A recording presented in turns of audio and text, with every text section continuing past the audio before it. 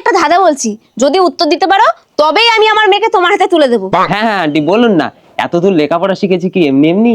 জামাই এলো সাজে, বলতে পারি না লাজে, আমার একটু কাজ আছে দুই ঠ্যাঙের মাঝে, বলো তো বাবা ধাঁধাটা কি?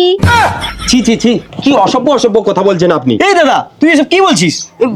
আন্টি, আপনি কিছু মনে করবেন না, আমি আপনার ধাঁধার উত্তর দেবো। আরে আমি বিদেশ থেকে এতদূর লেখাপড়া শিখেছি, তুই মূর্খ মাঠে ঘাটে কাজ করিস, তুই এই ধাঁধার উত্তর দিবি? আমার মান সম্মান ডোবাবি নাকি? চুপ করে বস। ও যদি উত্তরটা দিতে পারে তাতে তোমার সমস্যা কোথায়? বলো তুমি উত্তরটা। আপনার ধাঁধার সঠিক উত্তর হলো, এখানে দুই ঠ্যাঙের মাঝখানে গরুর দুধ দোয়ানোর কথা বোঝানো হয়েছে। বাহ, চমৎকার, আমি তোমার প্রতি খুশি হয়েছি। তাহলে তোমরা সাবধানে বাড়ি যেও। ঠিক আছে। ভাই, আমি এত দূর লেখাপড়া শিখলাম, আমার কি বিয়ে হবে না? আমার মতো তুই মাটি ঘাটে চাষবাস কর, বাংলার মাটির গন্ধ তোর গায়ে লাগুক, তবেই তোর বিয়ে হবে।